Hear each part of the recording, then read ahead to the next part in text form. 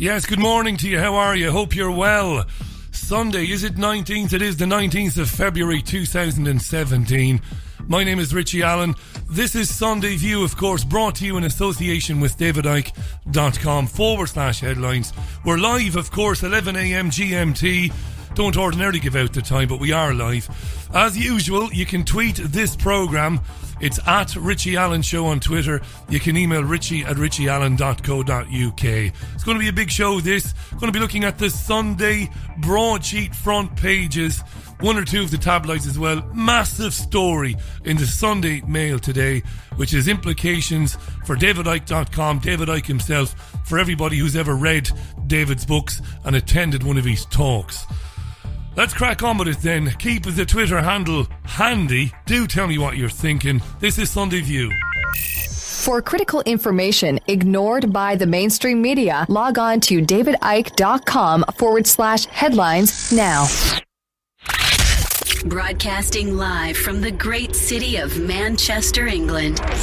This is the Richie Allen Show on davidicke.com. Marvellous stuff. Had a lovely afternoon yesterday in Chester, the lovely city, town. I suppose you should say city, shouldn't you? Because it's got a wonderful cathedral town with the future Mrs. Allen. Can't recommend it enough. Been there a couple of times on the train over the last couple of years. It was lovely to drive there yesterday, not be under any pressure. Had a lovely time, beautiful weather. And I must mention this, we don't normally give out free advertisements on our live shows, but I'm going to do it because it's warranted. If you're ever in Chester, there is a wonderful French restaurant there called La Petite France. And La Petite France it's like a bistro run by a French couple, which always helps, doesn't it? It always helps. And they serve beautiful French cuisine, home cooked. And the best part about it is it's affordable. What's affordable, Richie? Well, I'll tell you. For 2 courses, every lunchtime, Monday to Saturday, 2 courses sets you back $11.95. Yes, $11.95. So that's a choice of 4 starters, a choice of 4 main courses, $11.95 a head.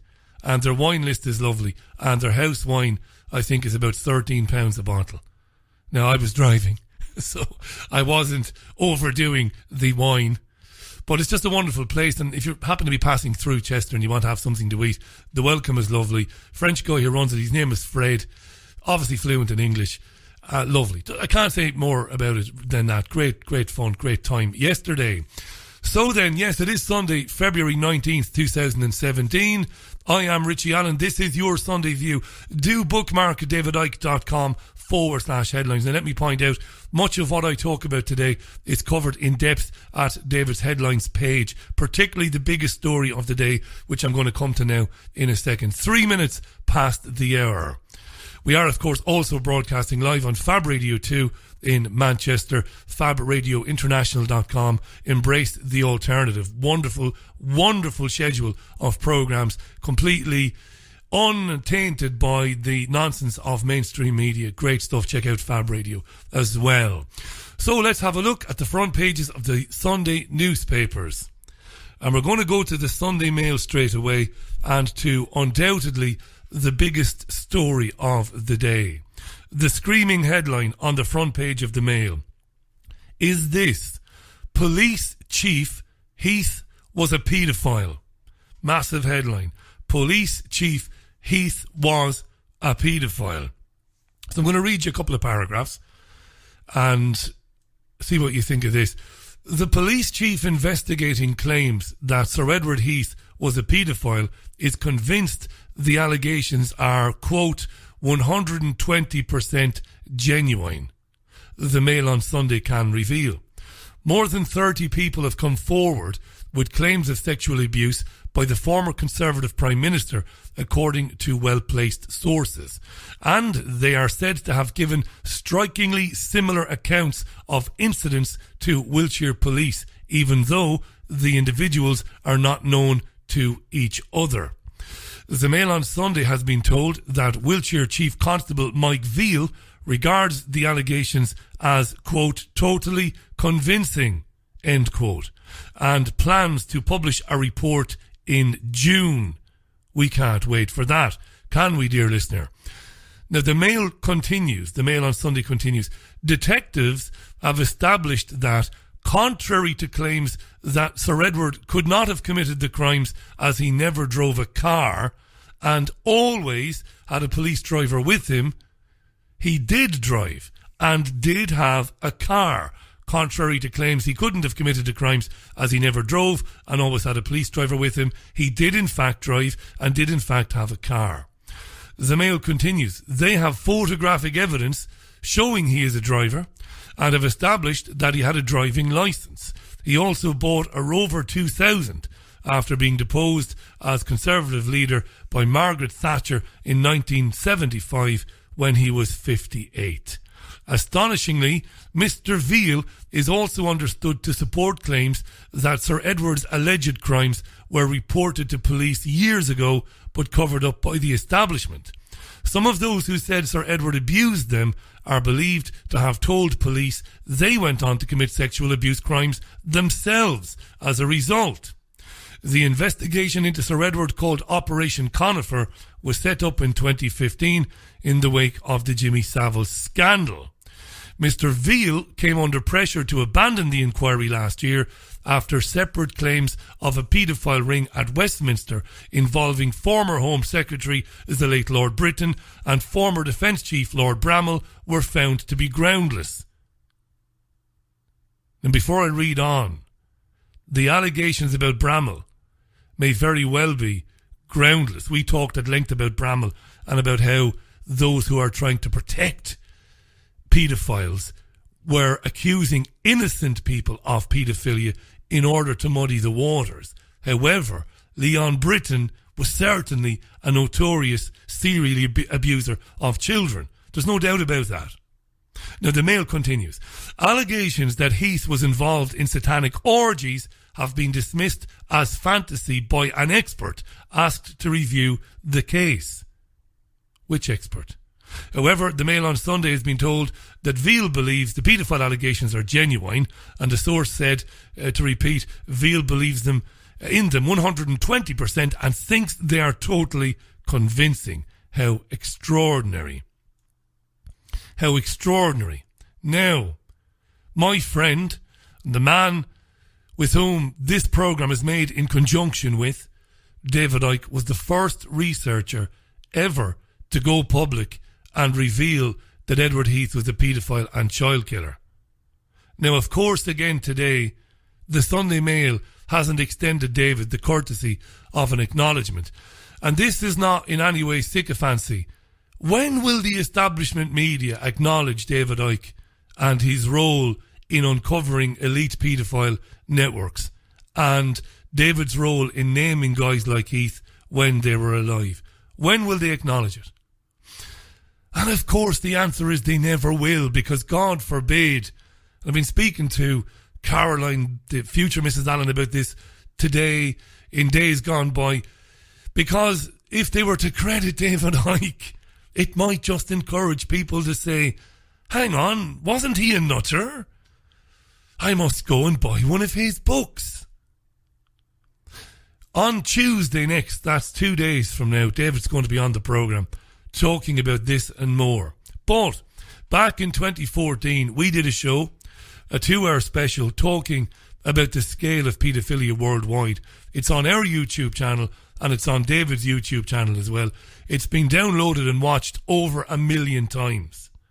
This was David talking to me in 2014 about calling Heath a paedophile, while importantly, Heath was still alive. I put together an enormous catalogue of information documentation in that period, and I came home. And what had been happening in this country is I was starting to meet people in this synchronistic way I talked about. And a name that kept coming up when I was talking to people who said they'd been abused and they'd been involved in satanic ritual was Ted Heath, Prime Minister of Britain from, was it 1970-74, the man who took us into the European Union, as it's now called. And what I do, Rich, is people give me information, and I don't just blurt it out and say, this is what's going on. I put it on the back burner, as I call it, and I let it simmer.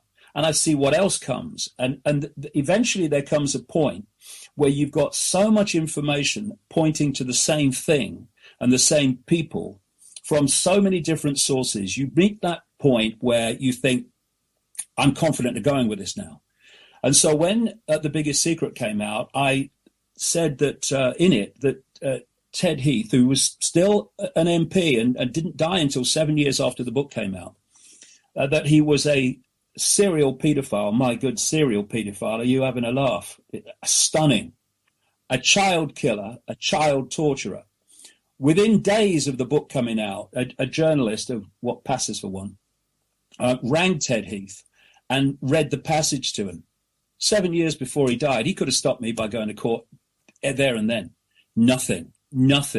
All he said was that David Icke must be mad, and nothing happened. And what's happened, of course, since the Jimmy Savile thing, which we'll get into, is that other people are now naming Ted Heath and his connections to Jimmy Savile, who is a record-breaking paedophile, yes, but as we'll get to, a record-breaking child procurer for the rich and famous as well, which is why he was so close to the royal family and so close to the Thatcher government. I can't recommend The Biggest Secret highly enough. I really can't. It's a vital, vital book in David's, I suppose, extensive canon now, extensive library. You've got to read that book to understand what was going on in the 1970s, in the 1980s. It was an incredibly brave book at the time, and it sounds like a throwaway line now. It sounds like it's an easy thing to say that. It was a brave book. It was a courageous book. It was a book that could have finished David. He had to be absolutely meticulously briefed and researched in what he put into that book. Otherwise, he was finished. You know, I recommend if you haven't read it, go and buy it. If you can't afford to buy a copy of it, borrow a copy of it. Somebody said to me recently, The Biggest Secret was in a local library somewhere. I think it was somewhere in Yorkshire. I wouldn't be surprised. Read the book. This is an extraordinary thing today. Because remember, and I suggest that you listen tomorrow to radio stations like LBC, leading Britain's conversation, what a load of tosh, and establishment stooges like James O'Brien and Nick Ferrari. These were the guys, remember, that in the last 18 months were screaming bloody murder, that all of this stuff about former prime ministers was complete fantasy, conspiracy theory, fake news, if you will. Listen to these people tomorrow morning, and first of all, it'll be interesting to see whether they deal with the allegations made in the Mail on Sunday today by the policeman Veal. And if they do, what will they say about it? How will they cover it? Now, former barrister and intelligence expert Michael Shrimpton confirmed to me on several shows, not only on the Richie Allen radio show, but also on the television show he made in London, that David Icke was absolutely on the money about Edward Heath. As a barrister, I use words with advisedly, with care. Ted Heath, I've never suggested Heath himself murdered any of the boys that he abused. And he was abusing boys down to about the age of 14. Other people on the boat, on the crew, murdered the boys and threw them overboard, their bodies weighted down by chains. Where, Michael? Where was this taking place? This was taking place around in the waters around the Channel Islands. The boys were picked up from Hope de la Regaine a children's home in Jersey, which itself was an old Abwehr facility. There's a strong connection between German intelligence and Hope de la Regaine. It was used by German intelligence in World War II. Heath, who was working for the Germans, is taking boys on board Morning Cloud, particularly Morning Cloud 4. There were several Morning Clouds. They were brought to him by Jimmy Savile. Savile was running a paedophile ring with the protection of the Cabinet Office, partly because the Cabinet Secretary, John Hunt, was also a paedophile. Savile and other members of the ring were supplying boys to John Hunt, the Cabinet Secretary, and to Heath, and to other senior figures. In the 1960s, Michael? Oh no, we're going into the 70s. We're into the 70s now. Oh yeah, this was going on when a friend of mine, the late Vice Admiral Sir Louis Le Bailey, was Director General of Intelligence at the Ministry of Defence. This was still going on.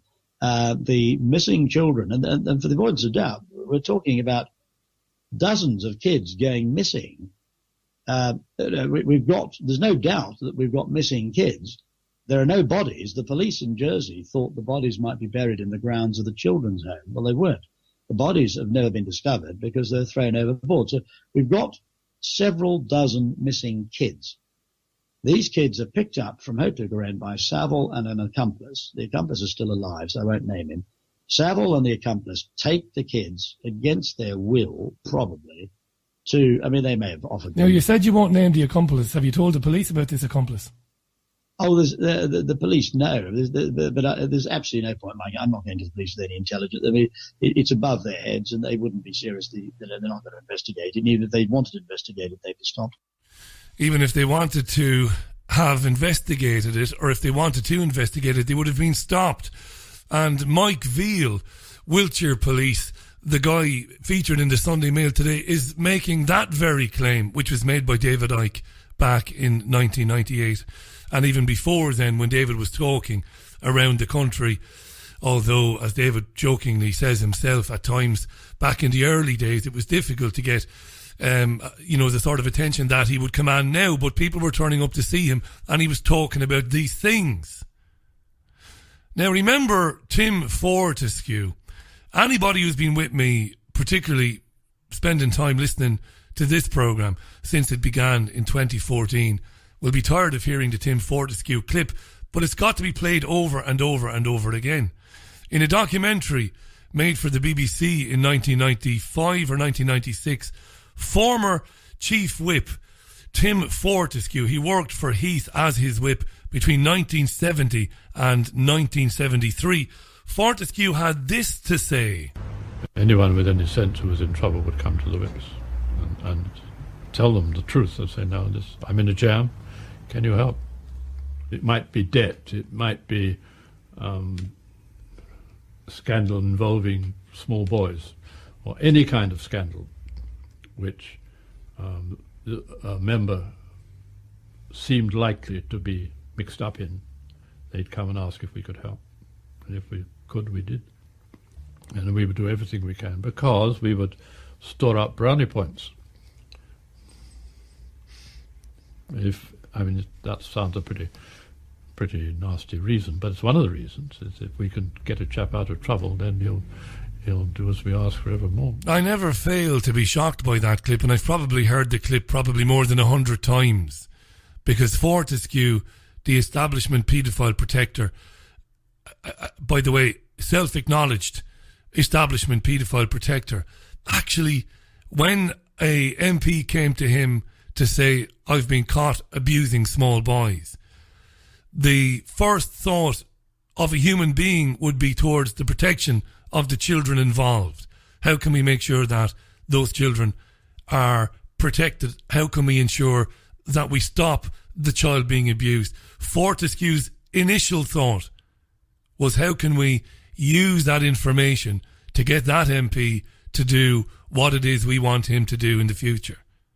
Now, it's exactly 18 minutes past the hour, 18 and a half minutes past the hour. We'll pick this up again on Tuesday with David Icke when he joins me for the full programme between 7 and 9 on Tuesday. In the meantime, there will be a lot of coverage of this on davidicke.com/headlines today. So I suggest you get over there, and if you haven't bookmarked the page, do. And again, I don't care whether you think I'm trying to flog you something or not. The biggest secret is a must-have book. If this is an area you want to uncover, you want to understand about, if this is an area you want to research, you have to have The Biggest Secret. I can't recommend it highly enough. Sunday View with me, Richie Allen, broadcasting live Sunday, February 19th. Very quick break, back in a minute. All eyes on Manchester. Saturday, March 4th, 2017. The Awakening at Bowler's Exhibition Centre, Manchester. Join the stars of the Ancient Aliens TV series and the leading figures in the field of ufology and ancient alien theories. Eric Von Daniken, author of the hit book Chariots of the Gods, and Emmy Award winner Linda Moulton Howe. Get tickets now at www.awakeningufo.com.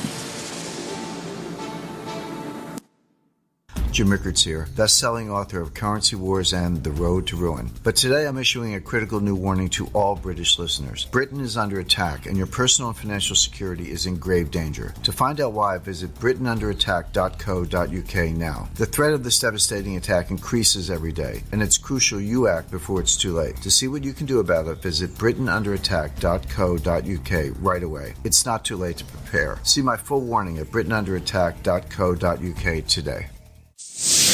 There's a place high in the mountains of Spain, a sanctuary where souls gather from all around the globe to learn about themselves and experience powerful changes in the way we see our world. They become awakened to their gifts and their power to heal others. Become part of this ever-growing worldwide family of unique, pure energy healing practitioners. Discover how amazing you truly are. Go to www.markbayerski.com.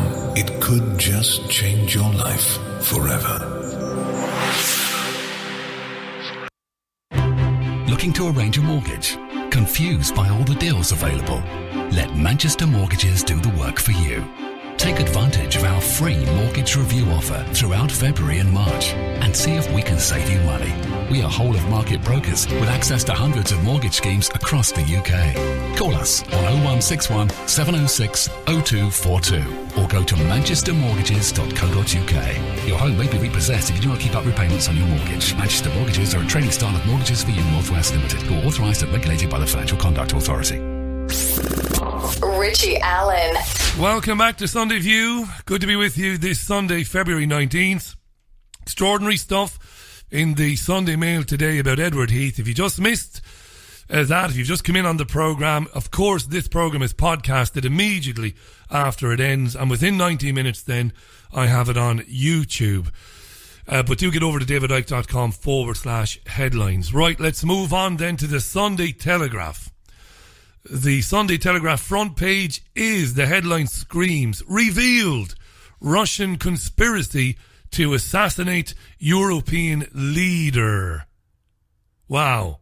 The story goes, according to the Telegraph, that Russia plotted to assassinate the Prime Minister of Montenegro and overthrow the government last year. Who says this? Whitehall sources. An election day coup plot to attack Montenegro's parliament and kill the pro-Western leader was directed by Russian intelligence with the support and blessing of Moscow to sabotage the country's plans to join NATO. This is the Telegraph, and their information is from Whitehall. Wow. The plot was foiled only hours before it was due to be carried out, but would have caused heavy bloodshed and plunged the tiny country into turmoil on the eve of becoming NATO's 29th member. The allegation came as Sergei Lavrov, the foreign minister of Russia, criticised NATO as a Cold War institution whose expansion had led to unprecedented tensions in Europe over the last 30 years. The planned Montenegro coup scheduled for October 16th last year was one of the most blatant recent examples of an increasingly aggressive campaign of interference in Western affairs, according to Whitehall sources. Boris Johnson, the Foreign Secretary, and his US counterpart, Rex Tillerson, are understood to have discussed this issue last week when they met for the first time. How extraordinary. The Sky News this morning has a newspaper review. You might know that, you might not know. You'll hear them briefly talking about this. Kevin Schofield is the editor of Politics Home, and he's the guy that gets into it in detail. Have a listen. The Sunday Telegraph, a Russian conspiracy is their front story. Yeah, this is like something from a Hollywood movie, a Cold War spy thriller. American and British intelligence have established, according to the Sunday Telegraph, that Russia incredibly really, plotted to assassinate the Prime Minister of Montenegro and overthrow his government last October, basically because he wants to join NATO. Now, obviously, the Kremlin think that NATO is overreaching itself and see it as a threat on their western border. But the notion that one state would try to assassinate the leader of another country is, I mean, it just throws up all sorts of potential consequences. We were looking at sort of this potential world war. Claiming that it was foiled just hours before it was actually due to be carried out, according to the security service. Well, yeah, I mean, it has to be stressed, I guess, that the Kremlin strongly denies any involvement. But as I say, America and Britain are pretty confident that Russian intelligence agencies were involved in this plot. And I think it's another example, if it's true, of how Russia is now trying to sort of reassert itself by interfering in the elections of other countries. Obviously, there's a suggestion, a strong suggestion, that they helped to win the presidency for Donald Trump. Suspicions that they could even try to sort of get involved in the general election here. So it's almost like a Cold War, but by modern means, really, to try and usurp elected governments to try and extend Russian influence. It's incredible. It's incredible. It's incredible. There's a strong suggestion they influenced the American election. There's a suspicion that they did it here. One of the front runners for the French presidency is a guy called Emmanuel Macron. We played a clip of him in the week saying that Russia are trying to influence the French election. What's the big missing link here? Evidence. There is no evidence. The mainstream media are the conduit through which a NATO propaganda war is being fought against Russia. These things are not black and white. I've said before, we don't like oligarchs on this program. We don't like multi-billionaire former Kremlin Secret Service agents running countries. But you've got to tell the truth. Russia are the victim of a massive propaganda war being fought through the media, an unquestioning media, by the way. Sadly, mostly, we'll come to that a bit later on, mostly. And that war has been waged by NATO countries. No evidence whatsoever. Sunday Telegraph should be ashamed. Russia tried to kill the president of Montenegro and destroy the parliament there because Whitehall told us. It must be true then. I've spoken a lot about that last week on the programme. We'll touch on it a little bit later on in this programme, so I'm going to leave it there for now. And I'm going to read a few tweets because we are live and you are tweeting me. Thank you for tweeting me. It's at Richie Allen Show on Twitter, Richie at richieallen.co.uk. Kate tweets, Richie, I thought the MSM didn't believe in conspiracies. They do, Kate, when those conspiracy stories are handed to them by the intelligence agencies of these countries. Karen Kelly in Glasgow, Idiom Karen, Russia, think we should all start singing a wee song. That being, and the band played Believe It If You Like. But that's exactly right, Karen. It's Believe It If You Like. We will present no evidence to substantiate this story. We will just tell you we were told by the intelligence agents. Hubertes tweets, Richie, where are all the good people within our secret services and military government police? Where the F are they? And answering that on Twitter, Base Ninja tweets, they are paid off or retired early or they end up like Snowden, Shaler, etc. That's from Base Ninja. Dean Smith tweets, Richie, don't stop playing the Fortescue clip. It's vital. It needs sharing over and above your audience too. That's right. More and more people who think that David Icke and others are conspiracy crackpots need to hear these audio clips because it is directly from the establishment mouth.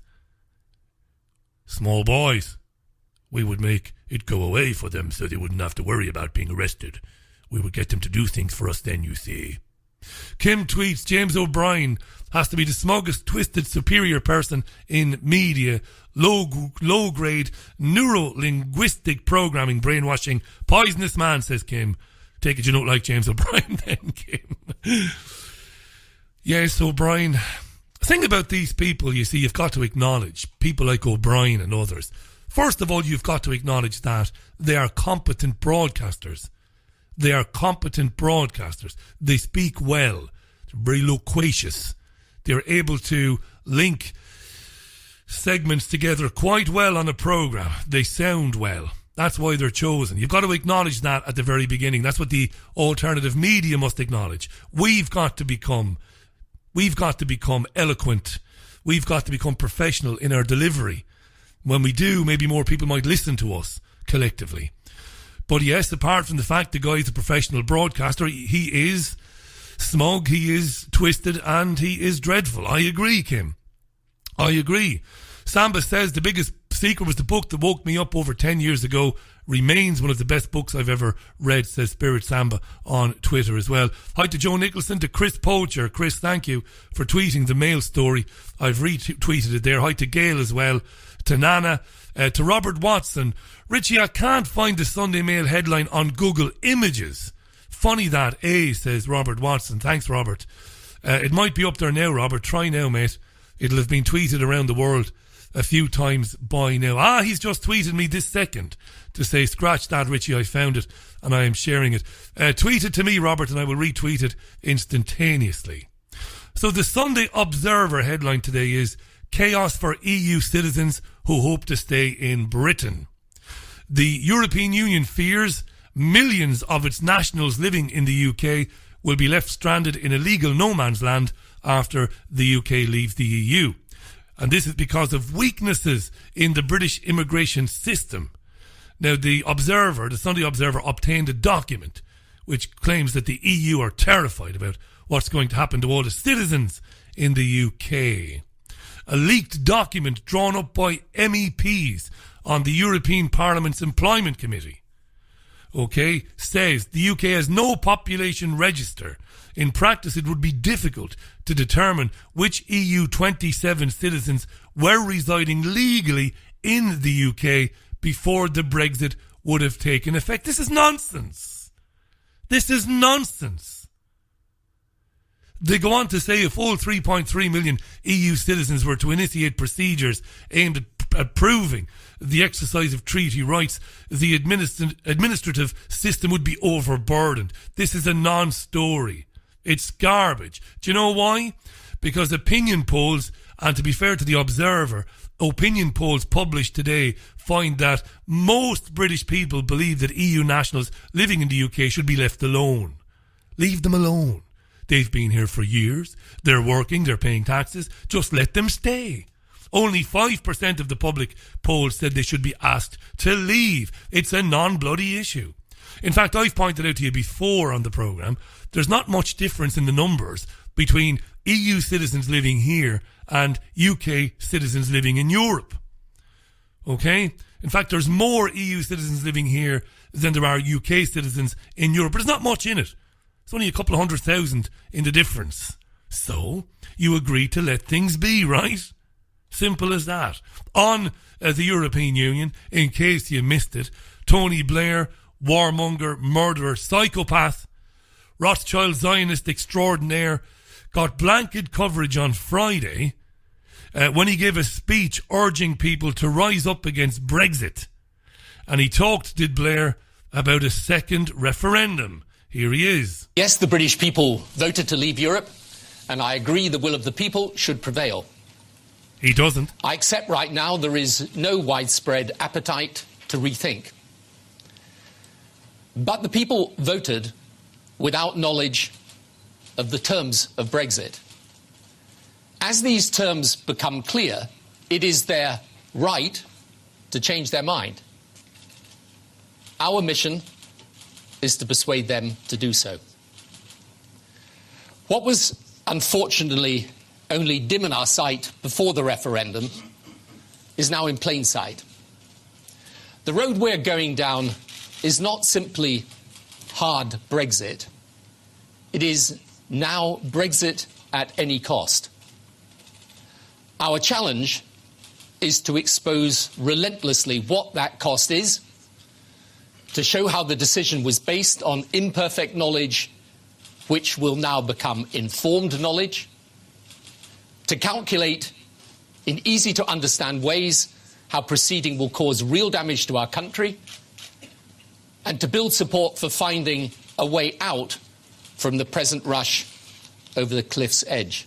We want a second referendum, and we're going to have one, says Tony Blair, and this is what I've been warning on this programme. Not that I'm any prophet or expert, but I've been saying it because it's obvious. It was a wonderful thing when people went out and voted to leave on June 23rd.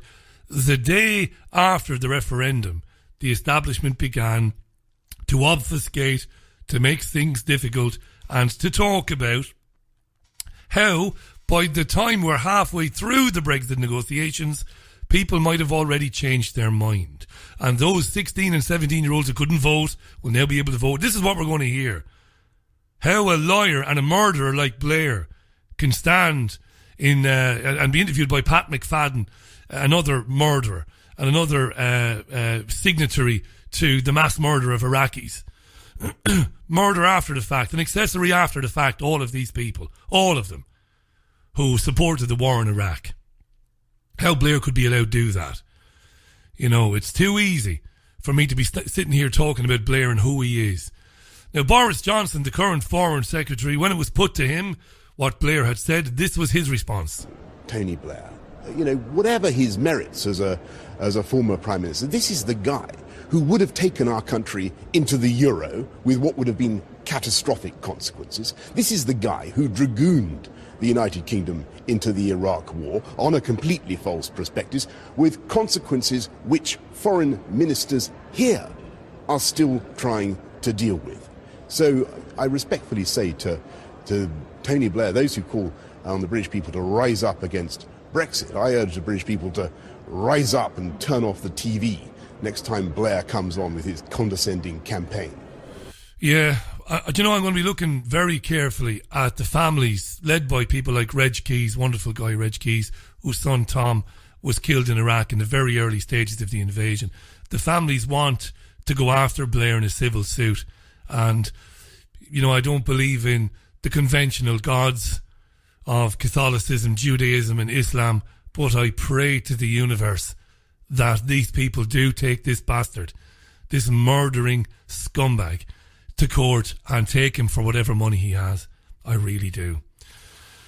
Right, a couple of interesting stories. We'll leave Blair and the EU alone for a minute. A couple of interesting stories in the Sunday Times. It is a subscription site, so I can't get into them in any depth, but they are interesting. One of the stories on the front page of the Times goes, the headline goes, revealed new Trojan horse plot. And apparently, a head teacher is claiming in Oldham, at a state school in Oldham, that conservative Muslims have been attempting to take over that state school. And basically this head teacher is saying that she's had to stay away from school a lot of the time and work from home. The Sunday Times says the Trojan horse plot for Muslims to take over the school, presumably through the parent-teacher committees and stuff like that. This sort of thing happened in Birmingham 2 years ago. Now, it might be true. I have no idea. I know how it will be seized upon, but it might be true. That's in the Sunday Times today. And there's also a story in the Sunday Times that you have to just describe as insanity. And that is, St. Paul's lets sixth form girls be boys. That's the headline. A leading girls' school has drawn up a gender identity protocol that will allow the girls to be called by boys' names and to wear boys' clothes if they choose to. Extraordinary.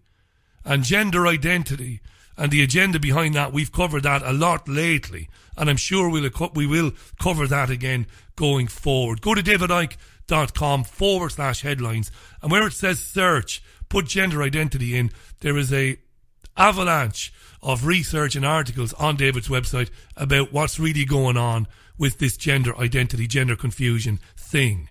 That's in the Sunday Times today. Thought I'd mention that, but I won't get into it in any great detail because we've covered it so much on previous programmes, especially recently.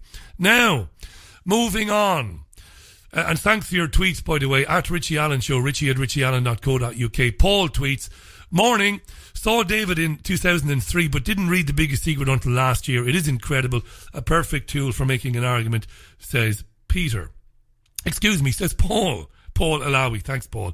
Jason tweets, Richie, the best thing about Lincoln beating Burnley yesterday in the FA Cup was hearing on Radio 5 Live a half an hour ago how much it pissed off Alistair Campbell. Yes, party to mass murder, Alistair Campbell. Lawyer-in-chief Alistair Campbell is a Burnley fan. His team were knocked out by a non-league team whom I believe made history because it's been about 80 years since a non-league team made it to the last 8 of the FA Cup, the great old tourney. Great stuff. Well, if it pisses Alistair Campbell off, it can't be a bad thing, can it? Let's move on. US President Donald Trump yesterday had a rally in Florida, and there he launched another very aggressive attack on the media. He told the crowd that the media didn't want to report the truth and had their own agenda. Do you want to hear some of the Donald? Because we've got him. I think we've got him. Have we got the Donald, have we? We have. This is... I put this together this morning. I thought I'd lost the audio. I haven't lost the audio. This is the rally in Florida yesterday. Listen to Trump. This is extraordinary stuff. I also want to speak to you without the filter of the fake news.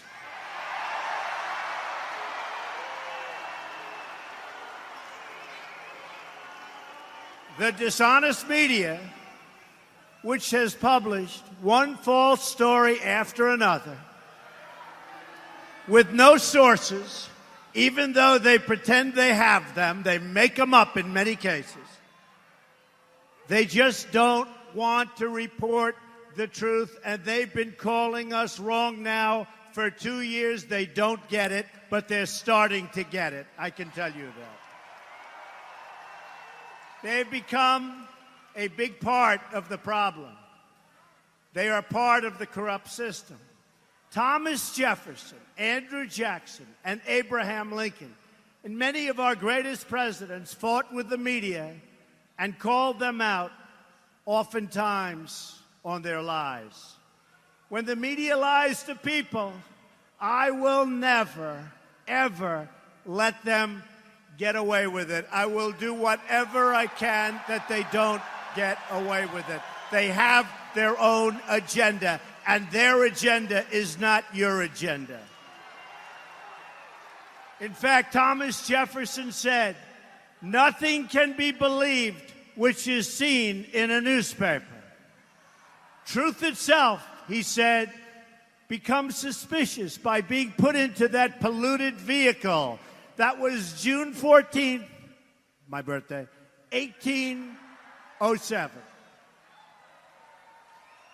But despite all their lies, misrepresentations, and false stories, they could not defeat us in the primaries, and they could not defeat us in the general election. Donald Trump yesterday in Florida. Now, this was Trump with a BBC reporter on Thursday, I think it was Thursday, at a press conference at the White House. Where are you from? BBC. Okay. Here's another beauty. It's a good line. Impartial, free and fair. Yeah, sure.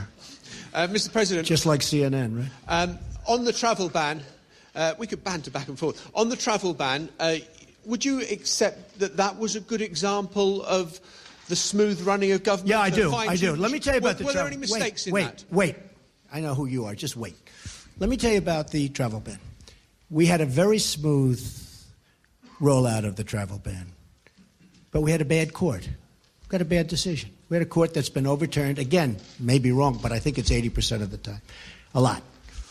We had a bad decision. We're going to keep going with that decision. We're going to put in a new executive order next week. You've heard all this, right? But we had a bad decision. So what I took from, it's probably going to sound very strong, what I took from the clip in Florida, which obviously, it's a very unusual thing for an elected president to hold a rally anywhere. These are things that happen in campaign cycles, don't they? In campaign cycles, they don't happen, generally you don't see presidents and prime ministers doing that. What I saw yesterday, and the carefully placed people standing behind Trump with carefully placed posters with very carefully thought out slogans. What I saw yesterday was Nuremberg. Fascism. The very definition of fascism. Donald Trump represents the clearest definition of a fascist dictator you will ever come across. And I'm always mindful when we do segments on Trump that idiots will say silly things on YouTube and elsewhere about me or people around me supporting Hitlery, which is a massive lie, you see.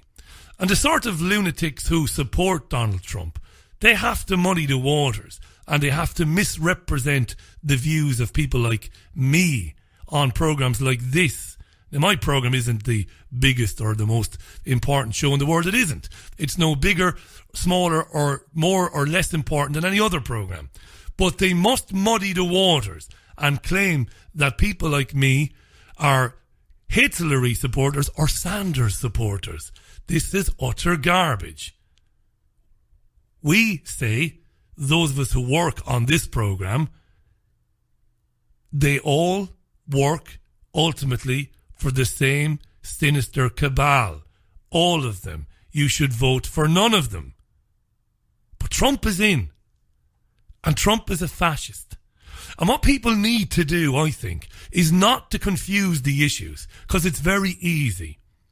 I'll give you an example. Yes, the press is concentrated in the hands of the elite. Largely 90%, 5 massive corporations. Disney, Time Warner, General Electric, News Corp. These companies own the media, and it is dreadful and it is devastating for freedom and for the betterment of humanity. It is devastating. But despite the elite hegemony over the press, and I know I've said this before, but I'm going to be maybe a bit more definitive with what I'm going to say now. Despite the elite hegemony over the press, the elite have not been able to prevent important stories coming out. They cannot, and never have, in my opinion. They've never been able to control every journalist and editor, even in their own organisations. They can't. It's an extraordinary thing, isn't it? They own these vast swathes of the media, and yet they can't always control their own. And there are many examples of it. Undercover reporting of abuse at care homes, the physical abuse of the elderly, sexual abuse of children, undercover reporting of PIP assessment hearings where the disabled are being abused and wrongfully sanctioned and benefits taken away. The journalists undercover who uncovered even paedophilia in the church. The journalists who printed stories about David Cameron and severed pigs' heads. Kincora Boys Home in Belfast. I could go on and on and on. The elites have never been able to totally control their own property. So don't call me a hypocrite. I don't support the editorial policy of CNN, C-SPAN, ESPN, Fox News, the BBC, Sky Channel 4. I know what those organisations were set up to do. To brainwash and to acquiesce you and me to the desires of the elite cabal. But they don't work very well. It does largely, I suppose, keep people dumbed down and, half asleep to what's going on. But within those corporate structures are men and women still doing good stuff. Why is that? Because I think fundamentally people are decent. And good journalists want to uncover corruption and malfeasance wherever they can find it. And you've got to remember as well, before Trump and before the term fake news came into our lives, remember this. World leaders were at the United Nations talking about how the discussion of 9/11 and other issues was a form of non-violent extremism, and that might lead to somebody becoming radicalised. We had the Leviston inquiry exposing bad behaviour. criminal behaviour of some editors. Why did we have the Leveson inquiry? It looked brilliant at the time, didn't it? It looked like a great thing. Yeah, they shouldn't have been listening to Millie Dowler's phone. They shouldn't have been eavesdropping on the victims of crime. They shouldn't have been doing all of that. That was good, right?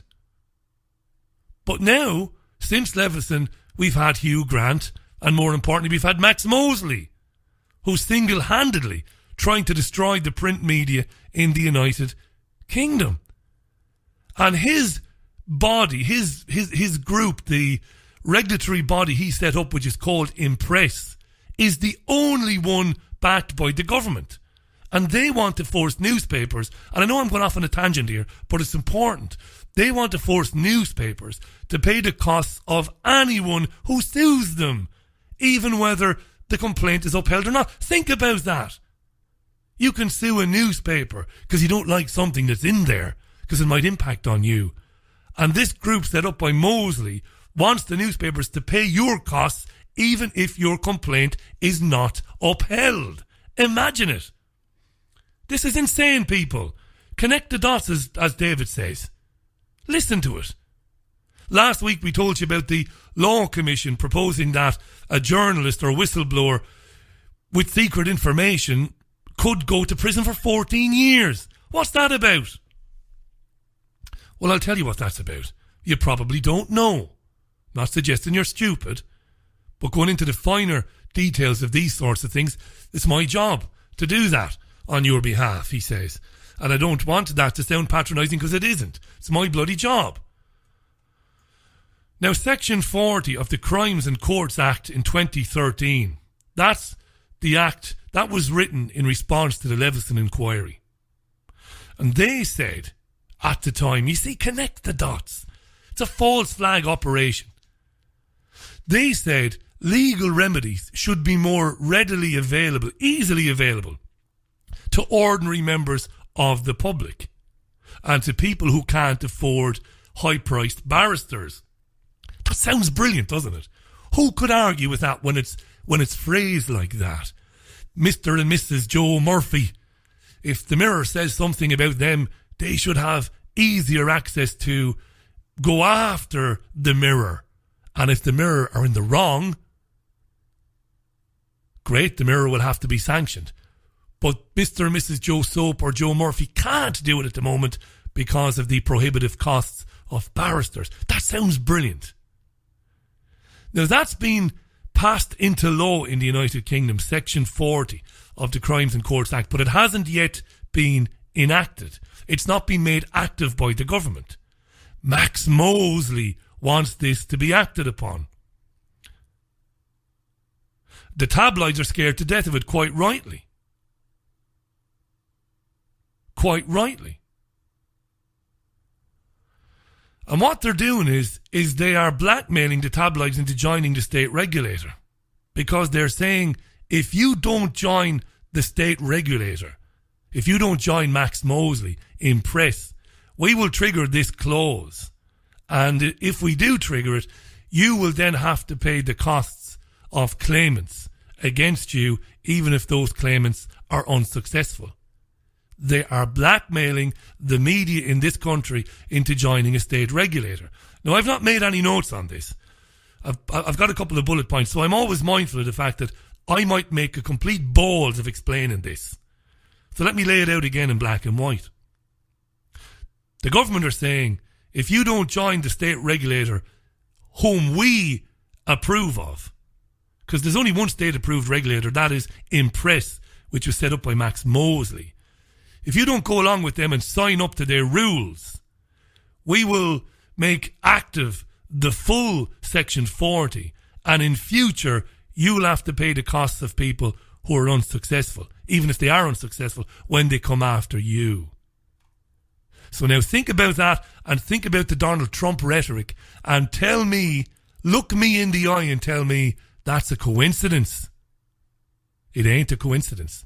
There is an elite war going on right now against their own media. Sounds mad, but as I said, they've never been able to control their own media entirely. Trump is doing his bit. constantly shouting down journalists and calling them liars. He threatened the BBC journalist on Thursday. I know who you are, he said. What did that mean? It didn't mean, oh, I know who you are.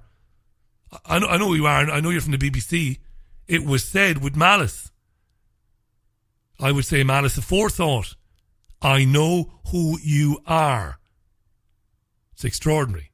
And those rallies in Florida, which was all about the media. That's why I said Nuremberg. And does the alternative media who has backed Trump, do they really believe after Trump and the people who are pulling his strings eliminate the media? Take the media out of DC. Allow people like Trump and his successors to write executive orders and to sign those executive orders into law with no input whatsoever from the media. Does the alternative media in the United States really believe that they won't go after them then? That they're going to be exempt? What fools they are, eh? What fools they are. 4.5 minutes to the top of the hour. This is Sunday View on davidicke.com and Fab Radio 2. I'm going to finish with a story. And it's a story that was covered on Friday by everybody. A little girl wrote a letter to Google. And Google responded to her. Google, or Google, however you say it. I say Google. Google. Little girl wrote a letter to Google. They responded. This became a news story covered by all the networks. You think I'm joking? I'm not. This is deadly serious. This is the sort of thing which goes unnoticed in news programme broadcasts. Goes largely unnoticed. Nobody notices this sort of thing. But people have to start waking up to it. This is from Radio 5 Live. The presenter is a woman called Claire McDonald. This is from Friday morning's programme. Listen. Now, it's 5 minutes to 8-5 Live Breakfast. When 7-year-old Chloe Bridgewater applied to Google for a job, the last thing she expected was a reply. But that's exactly what she got. And it came directly from Sundar Pichai, the technology giant's CEO. We can talk now to Chloe and her dad, Andy Bridgewater. Morning to the two of you. Good morning. Good morning. Morning, Chloe. Tell us how this all started then, Chloe. What did you ask your dad? If I could write a letter to Google so I might be able to get a job when I'm older. Okay, and you asked him, didn't you? You said, what's work like and where would you like to work? And what did he say to you? Google. And did he say why he'd want to work at Google? No. No. So when you looked at the pictures he showed you of Google and their offices in America, what did you like about what you saw? The slides. Oh, God, they've got slides there, haven't they? What else? You're thinking, dear listener, aren't you? You're thinking, you're fucking shitting me, right? You're absolutely shitting me. This is not a national news channel covering a letter from a child to Google. Surely there's more to this. There's got to be something. Did the guy write a rude letter back? Did he call her a fucking idiot? Did he... What's the story here, right? It's got to be building to something. Haven't they? What else have they got there? Ball pits. What? That sounds like a really fun place to work. And I hear you're quite interested in robots and technology as well. Yeah. So that would be a great place to work, wouldn't it? And so you wrote this letter, didn't you? What did you write in your letter? If I could have a job at Google. And you got a letter back, didn't you? And what did it feel like when you got a letter back from the boss? Wow. Really good. The boss wrote back, eh? I mean, this all started, as Chloe has so brilliantly told us, you know, a general question from a child to their parent, you know, what's work, what's it like, where would you like to work? And clearly Google is top of your list. Hold the front pages, little girl writes to Google, gets a letter back. Your list. Yeah. My job's a little bit boring for a 7-year-old. So she asked me, you know, where would I love to work? And I said, Google would be pretty cool, Chloe. They've got some really cool things there. So we had a look and I think she got hooked after seeing all the pictures of all the cool stuff there. And you were a very patient father, weren't you? Because when you started talking about work, you said, well, you know, well, if this is how it works. If you want to work somewhere, then you have to fill in an application. You took her through the whole process, didn't you?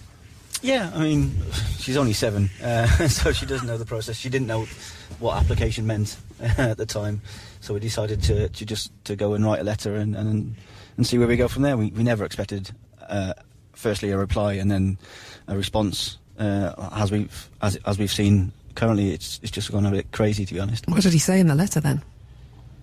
Claude, do you want to say what he said in the letter?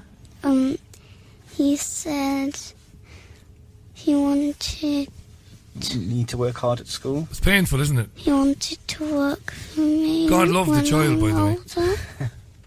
You know what? That might just happen. You heard the mention of robots, didn't you, a few minutes ago? You heard the mention of robots there, right? That might just happen. He wanted to work for you. That must have made... How did that make you feel? Good. Listen, it's been wonderful talking to you. Thank you so much for talking us through your story. Wonderful. That's Chloe and her dad, Andy Bridgewater. Wonderful stuff. Let me just tell you what happened there, because I have a lot of experience working in commercial media at the very highest level. Google took that letter, which I believe was genuine, from the child because she had a conversation with her father. Google sent that out to the... I suppose it initially gets out to what are called the wires. So you're talking about the big organisations, Reuters, AFP, Associated Press. They in turn then send it to their puppets, which are Sky News, BBC, Channel 4, etc. And they, whether they like it or not, have to make that into a news story. That girl's father was on Sky News, was on BBC television news and BBC radio news on Friday, talking about his little girl writing a letter to Google where it's a cool place because they're developing the robots there, and they have slides and all sorts of fun things. Do I need to remind you that Google and DARPA are interchangeable? They are anyway in terms of the staff, Regina Duggan and other people moving between them. If you haven't read the Phantom Self by David, I'd recommend you read Transphantomism. It's outstanding. They are leading the agenda to get every single one of us connected to the cloud, to have implantable technology rolled out for children all over the world, to have us hooked up to the internet 24 hours a day. And this is unbelievable propaganda. And it is absolutely incredible that the mainstream media in this country, all of them ran with that story on Friday. Very little talk about that. Very few people noticed that story. Very few people noticed it. But there you go. That's what's going on. Staggering, isn't it, really? Imagine if I'd have brought a story like that to my presenter when I was producing, when I started out, I might have been fired for being an idiot. That's the end of the programme. We've gone over time. I got to get out because I've got to get it on podcast. I've got to get it on YouTube. Thank you for listening to Sunday View. Thanks for all your tweets, by the way. All of you. Even the ones I didn't read. I do appreciate them. We will be back live tomorrow at 7 p.m. GMT with Monday's Richie Allen Show in association with davidicke.com. In the meantime, for more on these stories, go to davidicke.com/headlines. And why not have FabRadioInternational.com playing in the background? 2 wonderful channels there. Channel 2, the Richie Allen repeats from last week, but Channel 1, programme after programme after programme, music, television, films, comedy, completely original stuff. It's great. Thanks for listening. Look after yourselves. Enjoy the rest of your Sunday. Take care of yourselves and one another. I'll see you tomorrow at the usual time, 7 p.m. GMT. Thanks for listening. Bye now. Broadcasting the information the mainstream media won't touch. This is The Richie Allen Show in association with davidicke.com.